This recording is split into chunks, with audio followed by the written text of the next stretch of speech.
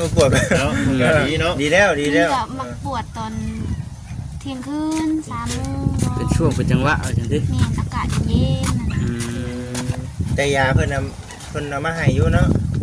ยา4 แผงเพิ่นให้เฮาไปซื้อยากินต่อหน้าหรือว่ายาเลยเนี่ยเ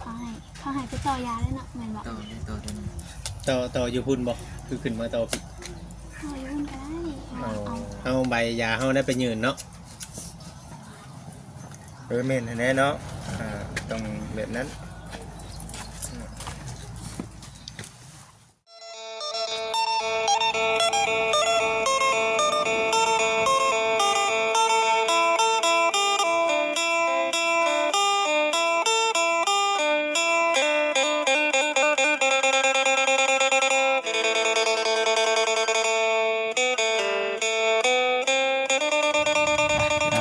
สบายดีเลยพี่น้องเด้อเนาะ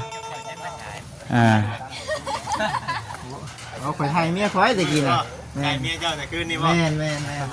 ยังไม่ได้แสดงมายังไม่ได้ถ่ายคลิปเนาะสบายดียังไม่ได้ถ่ายคลิป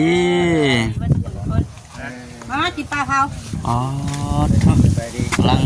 แท้ได้3 โมงแล้วมากินบ่น้องแต่ขวดสิเบิดโตเลย บ่น้องแต่ผมยังเพิ่นได้กินดอกเนาะถ่ายคลิปอยู่นี่เนาะเราย่านเฮ็ดคำใหญ่ไปจักเนาะยอมเรื่องอะไรบ่แล้วเนาะไก่ย่างมันแซ่บแล้วยอมกินยันเบิดไว้ยันเบิดไว้ใช่จะน้องมันอิ่มแล้วบ่อิ่มแล้วนี่ค่ะบ้านอยู่ทางไหนก็บ้านฮอดบ่น่ะตลาดมันคงบ่ฮอดไกลๆเนาะหมดนับปงครับโอ้เข้าไกลเนาะบ้านไกลๆง่ายของทางแต่ดอนคาบ้านดอนคามันตรงข้ามกันบ่บ้านผสมบ่แม่ดอนคาค่อนซ้ายลงไปทางกันสารวัตรพุ่นน่ะแม่เขาเทียมกันบ่ไกลเนาะบ่ไกลลงไปทางนั้นเรื่อยอยู่ทางนั้นกระย่างกับบัวยังใกล้มาน้ำไปทางหลังแสดงว่าไกลกันบันไดไปมาหาชูไปจักไปบ่ชั่วโมงกินนะก่อนสิกลับว่าอย่างติมื้ออื่นติกลับน่ะมื้อก็ไอ้เตียงบ่บ้านอ้ายเจ้าอยู่พุ่นแม่นแล้วไปเอาเมียอยู่พุ่นเอาเมียอยู่บ้านดอนคาไปซื้อจังได๋ซื้อเบาน้อยบ่มีคนก็ขายกันอยู่ซื้อเบาน้อยใช่ว่าจิ้นนี่บ่จำคนผิดจะแม่นมาจักจะแม่นมาจักเนาะแม่นเราไปหาซื้อบางไม้ตกแถวตลาดนะไปหาซื้อหายังนำบัดพ่อกันเนาะน้องเจ้าชื่อหลายคนอยู่ที่ว่าคือกันเนาะเที่ยวนั่นแหละบ่ไกลเนาะแม่นพอดีได้สันเนาะถามไทยกันว่าพ่อกันได้บ่กี่คนแม่แต่ก็คือกันหรอกไปอยู่พุ่นหลายปีแล้วเนาะมีลูกกันนะลูกคน3 คนเลยเนาะเฮ้ยคนนึงแต่ว่าประมาณจักปีแล้ว2 ปีเนาะตัวเห็น3 คนหลานบ่คนเขียนนั้นมาตลาดเดียวกันนะตลาดพุ่งแม่มารวมตลาดนั่นแหละเชนูนะเนาะบ่ง่ายใช่เนาะแบบตลาดใหญ่เชนูนี่เป็นคนบ่เตาไปให้เพิ่นกินอยู่ทางนั้นยันมาเพิ่นบ่อยากกินแล้วบ่กินแล้วบ่ทางผู้เพิ่นทันได้กินข้าวแล้วนี่กินคำใหญ่ดิเอาผู้นี้เพิ่นผู้อยู่ในได้มาแต่เช้าได้มาแต่เช้าพุ่นจ้ามาเชิญกันไว้โอเคได้มื้อนี้ก็มานำกันครับ 3-4 คนนี่ได้มื้อนี้สบายดีเด้อไปดีพี่น้อง จังว่าน้องๆเพิ่นกินข้าวแม่นแค่นี้ได้บ่ซะน้องเต้เก่งขาเฮาตอนคืนบ่ได้ไข่บ่บัดตอนแดงตอนยังบ่ได้ไข่บ่ได้ไข่หลายแล้วอย่านั่นเลยเด้ออย่าใส่แห้งเกินไปเนาะอย่าใส่แห้งเกินไปบ่ให้ใส่แห้งเกินไปแล้วเดี๋ยวมันสินั่นเฮามันแพ้เฮาเด้เนาะทราบยังไงนับไปแปลงว่านับไปติดแต่งหลังก็ไม่ต้องใส่เด้มีราคานะ มาจอย ราคาซื้อใหม่แม่นนั่นแหละ มาจอยแล้วไปเปลี่ยนก้อนแบตก้อนแบต ธรรมดาแล้ว ผู้สังเกตนี่กันเนาะ จงใจเราเคยไปแล้วคือว่า เจ้ากระติดแบบนี้แหละ ว่าเออ เป็นยังนะ เด้เพิ่นสังเกตโทรศัพท์บ่จอยทางหลัง เปลี่ยนก่อนเปลี่ยน ลมเนาะ หนาว เดี๋ยว เนาะ นี้ปวดอยู่ป่ะปวดอยู่บนน้ำบาดแผลครับ ครับก็ไม่ปวดนะที่ว่าได้มันก็บ่ได้ ใครๆเนี่ยแล้ว เดี๋ยวถ้ามันมาปวด เนาะดีเนาะ ดีแล้วดีแล้ว ก็มักปวดตอนเที่ยงคืน3 โมง เป็นช่วงเป็นจังหวะเอาจังซี่ แม่นอากาศเย็นนั่นน่ะ อืม แต่ยาเพิ่น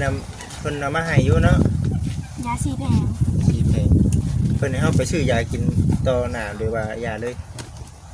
เนี่ยเขาให้ไปต่อยาเลยเนาะแม่นบ่ ต่ออยู่พุ่นบอกคือขึ้นมาต่อผิด เอาอยู่พุ่นก็ได้เอา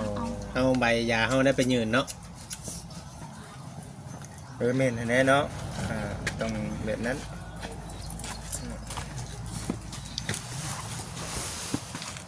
ปลาโรซาไว้แล้วก็ก้มพุ่นเนาะ เพิ่นให้ออกบอกคือว่าเฮาตั้งใจพากัน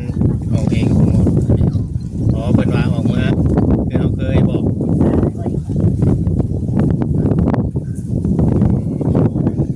คือเฮาเคยคือว่าหลายๆคนเนาะ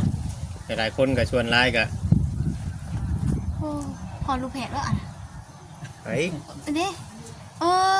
เพิ่นปากกองไว้ก็ให้หมู่มาถามบ่ เออ อันนั้นหั่นนะคักแน่ดีติก็เอาดีใจน้ำเนาะดีใจน้ำว่าได้ออกมาได้ก็สิได้กลับบ้านแล้วเนาะกินฮอดบ้านพุ่นอยู่อีกเนาะผู้จักคนก็อยู่พุ่นน่ะ 4 คน 4 คนมีเด็กน้อยนำบ่ มีแม่ร้านเรื่อยๆน้อง อืม เด็กคน พอปู่นี่ก็ขึ้นมาตั้งแต่ตะกี้พุ่นเด้อยังบ่ได้กลับมาจอบตะเกือบโอ้ กลับเมื่อรถเดียวเลย หนาวหลูกมานำ เออ ไก่น้ ไก่เนาะ ที่เดินทาง กลับไป ได้ กลับ มา มา แล้ว ก็ ก็ ยาก เมื่อพร้อม เนาะ กันว่าซั่นเนาะ ตอนมาจะมาได้ซะ ฮะ จะมาได้ตอนมา นั่งรถตู้มา เพลงว่าแต่คนมาพี่ แสนหา เดี๋ยวหาติ พวกขับรถ ถือว่าถ้าเมื่อบัดเดียวเนาะถ้าเมื่อบัดเดียวคงเหมือนกับลูกกับเต่าที่จะ มาเรื่อยอยู่บ่สวรรค์นี่แต่เก่าโอ้บ่ค่อยมาบ่ ครั้งแรกในชีวิต บางคนเนาะไปอยู่ใกล้ๆนี่ เจ้าเด้บ่เจ้าเด้จะเถื่อแล้ว จักเทื่อจันบ่เคย คือกันนั่นแหละ เอาไปพ่อกันอยู่ใช่ซะยันว่ามาหากันตะกี้บ่ได้มาบ่โทรชื่อบ่ มันลงไปมันไก่บอลน้องเห็นงานเลี้ยงกัน โอ้โอ้น้องเตนี่เนาะเอาไปเฮ็ดงานเนาะไปเฮ็ดงาน เขา นี่ ไป จ้ะ เห็นงานเนาะมันไปหากัน เฮ็ดงานก็เฮ็ดงานยังน้ำบ่อนเดียวกันบ่คนละบ่อนบ่ ละบอดไปเห็นงานวันอื่นเดือนนึง อืม ก็มาเห็นบ้านนี้ แล้วนี่แล้วขาดมันสิได้อยู่ร่วมกันเป็นอันนี้เท่าไร แม่น แต่แน่นว่าซั่นติ จะอยู่ไทยอยู่หยังก็ยังไปยังก็หากันได้เนาะ ไทยกว่าจะได้เนาะ เราจะพูดในหนาวเลยเนาะ จบวันนี้พี่น้อง หมอกก็แห้งอยู่ หมอกว่าก็ขออนุญาตนะเฮ็ดไทยเฮ็ดหน้าอยู่บ่หรือว่าจังได๋ ส่วนมากมี มัน ดีเนาะมันมีนาเฮ็ด อันนี้ก็เป็นแต่ห่วงกล้องคนอื่นกล้องตัวเองแล้ว ต้องการไปยื้อนี่ทำจากได้มันลงเองเฉพาะคนจะเข้าไปยังไง บ่ได้บางครั้งเขาแม่นว่าน้องเป็นบ่าวนี่น้องสิบ่จับให้ของน้องสิป้าเลยได้เป็นรวมกัน เอามานำกันเด้ บ่มานำกันกับหมวยเฮาจับกล้องเฮาพอใจ เออเนาะ กินอิ่มได้ข่าวน่ะยาเรียบร้อยเลย กินช่องเถื่อนะ ต้องเถื่อนแล้ว เดี๋ยวดิ 3เถื่อแล้ว แซ่บคือเก่าคืออันปกติแซ่บกว่าเก่าอีกว้า มันแซ่บกว่าอยู่ห้องหมอได้ มันแซ่บกว่า ว่าหนึ่งมามันคนกับบ่หลายเนาะมันบ่อยอัดอยู่หันเดี๋ยวนอนอยู่แต่เตียงแต่ สิกินที่อยู่ได้ไหนติ จะกี่อยู่ในไรจะกี่นั่นในไรมันอยากเฮ็ดหยังก็ยากว่าซั่นซะเนาะ นี่ เฮ็ดหยังก็ยาก ดีแล้วถือว่าเฮากิน กับหนึ่งมาเขาก็บ่ได้เจ็บเนาะ เ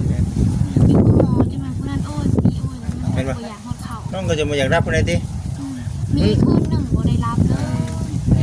เพราะว่าห้องบางเจ้าอยู่มันเป็นห้องแบบเฉพาะแบบพวกรถต่ำมายังบ่ ลูกเสือ อ๋อ แบบมันมากเนาะเอาไปห้องหมอนะทำดีได้กับบุเป็นตาตัวเขาเนี้ยดีได้สนุกว่ะพี่น้องเอ้ย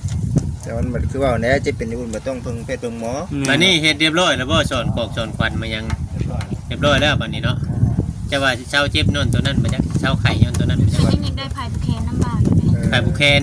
เอาสร้างว่าแท้เนาะ ผู้ละเศษ เอ เล อย เพิ่นจะเอาอยู่ใจเด้บัดนี้เออ เห็นกันดิ บอก มีบ่ อยู่ไกลช่ำบัดนี้เนาะ มีบ่ ทำไม่น่า ว่าสิได้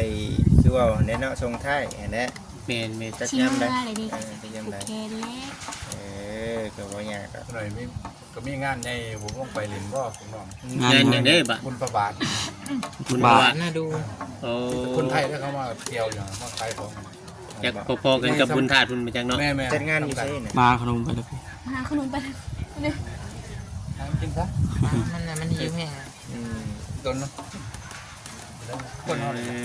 เอาก็บ่ได้เคยไปดินทางนั้นจักเทื่อนะ บ่ บ่ค่อยลงไปกับบ่มีเวียกมี แต่ งาน มีเวียกบ่ได้ไปแต่ว่าได้ลงเรื่อยอยู่เพราะว่าเฮาบ่ได้ไปเวียกเด้สำหรับเฮาน่ะได้อยู่แต่ว่าแบบ แบบเดี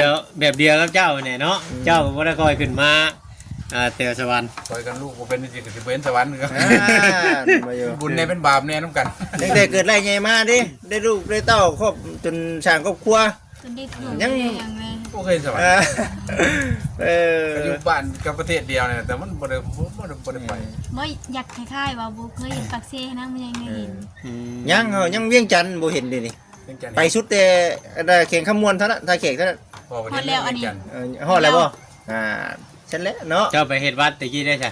บ่ย บ่ได้ไปบ่ ได้เห็นฮอนบัสครับ เจะลงไปไทยนะ แม่นมีแต่บัสสปอร์ตต่อแถว เห็นมาเฮ็ดอยู่น้ำนี่น้ำสวรรค์นี่ แม่น อ๋อ อยู่สวรรค์นี่ ค่าเขาเปิดเห็นไหมเนาะดุนนี่เนาะ พอแบบไม่เห็นแล้วอยู่เวียงปัดด่วน เสร็จแล้วบ่อยู่เนาะนี่ยังเวียงจันทน์นี่ยังบ่ได้เคยไปพี่น้องเอ้ยเนาะสิแล้วจังว่ามีแต่ว่าเอามื้อนี้ก็เป็นมื้อสุดท้ายที่ว่าอยู่วันนี่เนาะมื้อก็พากันเดินทางมีแต่คนละมีโอกาสมีงานจังได้ขึ้น หมอ มา เพิ่น เนาะ นั้นให้ออกแล้วก็เลยพากันออกมาอยู่นี่ก่อนอยู่เพื่อนทั้งเพื่อนในนางนี่ก่อน มาเมื่อวานนี้เนาะ ซื้อนั่นบอก เมื่อคืนมา เข้าไปไล่มือหนึงนะ สองมื้อสามมื้อนี่จักบ่ แม่ครับ สามมื้อนี่บ่ มาตอนแรงดิ เจ้าว่ามามือเข้าไปเห็นบ่จักแม่นบ่ ตื่นมามื้อใหม่ใช่บ่ตื่นมามื้อใหม่ยันมาเนาะ ตื่นน้องมือใหม่ อ๋อ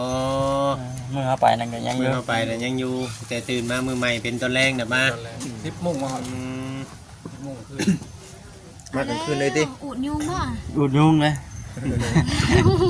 ทิ้งไฟไปน้ำมันเนี่ยรู้สึกว่าหนาวๆเลยหนาวๆเลยแม่ง เพิ่นเอาไก่หมูแน่นั่นน่ะ ไฟยักก่อยรับคลิป แต่คุณกับคุณแน่เนาะเมื่อเฮ็ดเมื่อสร้างทางนั้นก็ได้เนาะ เพิ่นเว้าอยู่ว่าอันเฮาใช้เวลาการรักษานี่ประมาณจักเดือนเว้าอยู่ 8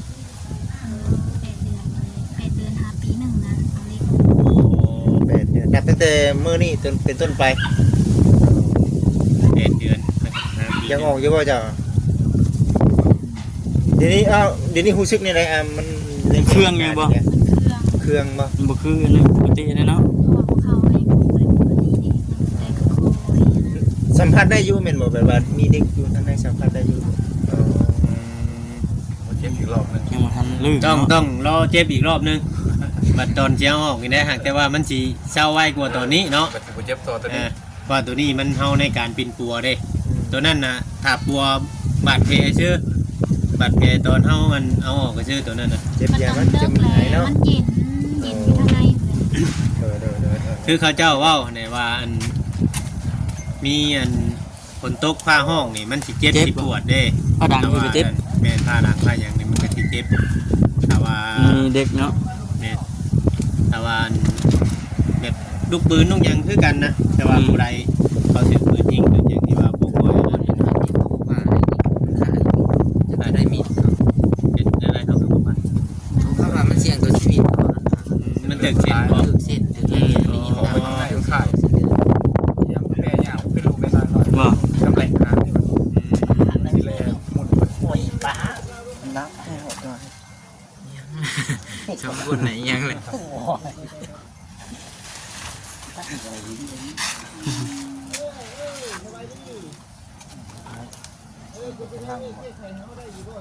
มันยังแค่ปิ้งไก่ สนใจ ปิ้งไก่ปิ้งตับ เอามาเบิ่งสิได้กินไก่บ่ได้ดิ บ่ ไก่ ดมเมา กินบ่ได้บ่ ดมเมาบัดนี้ แรกก่อนน้องแต่ก็มา กินได้แต่ปลานี่บ่ ไม่ได้ทันเห็นนั้นแม่เขาแม่มาอันนั้นบ่ บ่บ่เลย ตั้งแต่มานี่บ่บ่ฟันจักเทื่อเลย แสดงว่าเราไปเกิดแล้วแจกกันเนาะ ได้รับกองบุญเลย ขอบคุณนะว่าคอยมาถามช่วงนั้นพวกเพื่อนใกล้ว่าเพิ่นว่า มีเสียงบ่ ต่ำฮอตครบฮอตเค้กบ่เขาหยอกว่า แม่นอ้ายเราบ่จักให้ไปอยู่เรือนอยู่แม่นบ่ตะกี้ อยู่ตลอดนะ เดี๋ยวนี้ก็อยู่แล้วเดี๋ยวนี้ก็ ก็มานอน ก็มื้อนี่เนาะ ให้เรานอนอยู่นี่ตลอดอยู่ แล้วประ นอน เทศ คนเดียวเราอยู่เจ้า ย้อนแข้งไวตรงนึงอยู่แม่ง ยันอ้ายแล้ว นั้นแล้วเอาคนเพื่อนใกล้ว่า แบบนั้นเล่นน้องเห็นอยากเห็นรูปแบบเห็นหย่างว่าโยงๆมีสิถามเลยนะบ่ย่านอีก เป็นตาย่านโคตรว้าวอันไหนกันเนาะเห็นฮอตย้อนแข้งตรงแนวแม่ง ทำเหล็กที่อยากทานเจ้าอยากทานเนี่ยทำเหล็กที่เจ้าอยากทานกันว่าเห็นไปฉันนะ จะอยู่ไส เอาว่าเห็นเพิ่นอยู่หันอยู่สิถาม เอา อยู่ไส เนาะอยู่ใดหั่นนะ เออ กัดเยินปากกาก็สมมติในคนแล้วโจทย์เลขกัน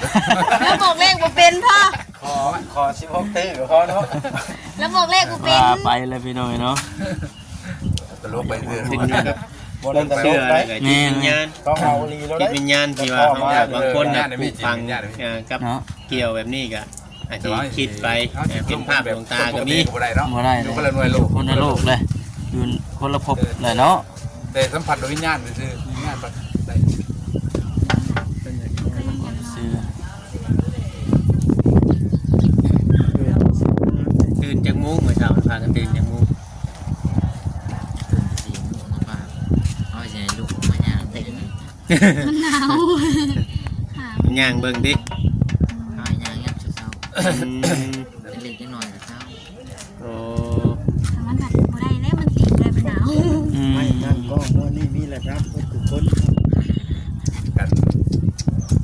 น้ำหนักเนาะน้ำหนักมันได้มันก็ร่วมพันมันก็ไม่เนี่ยน้ำหนักข้างล่างมันได้ ท่วงไปที่นี่เนาะ เจ้าของเงินเป็นตื้อทางผู้อยากชื่อใช่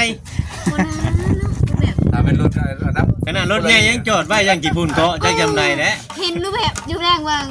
ว่าเพิ่นเปิดคลิปนะมีรถใหญ่กับเพื่อนดอกแบบมาขี่รถจักรอุ้ยว่ะรถใหญ่อยู่ใส่ได้คือบ่ขี่มาให้เบิ่งนี่ คนมีเงินนั่นแหละก่อนที่ ขี่ นี่ โอ้ยบ่ชวนเจ้าอยู่ข้างหมอเขายังขี่ไป แต่เฮาบ่เห็นนำ เจ้ายังนอนอยู่ไหนบ่ อันนั้น มันบางนี้ ข้าบัว เอาก็บ่เห็น เจ้าได้ขี่รถนี่จะเมื่อเอารถใหญ่จะมาให้เฮาเห็นจังเลยสิบ่เห็น ถ่ายรูปชมแล้วพอดี บ่เอานะอยากเห็นตัวจริง มันไกลทำใดเฮือนน่ะเทื่อมึงว่างไปเยี่ยมก็มีได้เนาะ นึงแค่เราลงไปพุ่นบ่ไกลปานใดหรอก4ชั่วโมงพอแล้วว่าเมื่อกี้นี่ 4 ชั่วโมง เออ ดอกเขามึงโค้งมันตุกโค้งใหญ่อะนี่เราเขามึงโค้งมันแบกมาระดับที่ชั่วโมงแล้วนี่รุ่น200 300กิโลพุ่น สอง เนาะ เลยประมาณ200 200เขาว่า มันก็ขึ้นอยู่กับคนเล่นรถคือพอแล้วว่าวันนี้ คนนั้นรถถ้านั่งรถไฟก็จอดไปว่าจอดเรื่อยเลย เขาจอดตลอดเด้โดยสารชมคน เนาะ เนาะ ชั่วโมงนึงซะก็จอดนะเดี๋ยวมาแต่ละคิว ขึ้นไปเส้นทางอัน ตรงที่สาวเลย เส้นทางเลข13 เงาเลย ลงไปทางพุ่นแล้ววะไต่พุ่นแล้ว แม่ ลงที่บ่ บ่แม่ ลงขึ้นเนาะ พื้นเดินเอาลงกั้มเลยบัด เที่ยวกันลงบางที่มาถ้าเราบางที่ดอกมันเห็นหลบไปใหญ่ไปเมืองพุ่งเราเข้าเมืองพุ่งที่แบงเขตแดนกันยังไงเขาเมือง มันจัดยาให้รถอยู่บ่นพากันหนีออกมาแต่ห้องหมอ หนีบ่ได้หนีเลย บ่ได้หนีพากันออกมาแต่ห้องหมอเพิ่นจัดยาให้โดนเติบอยู่บ่คนเดือนบ่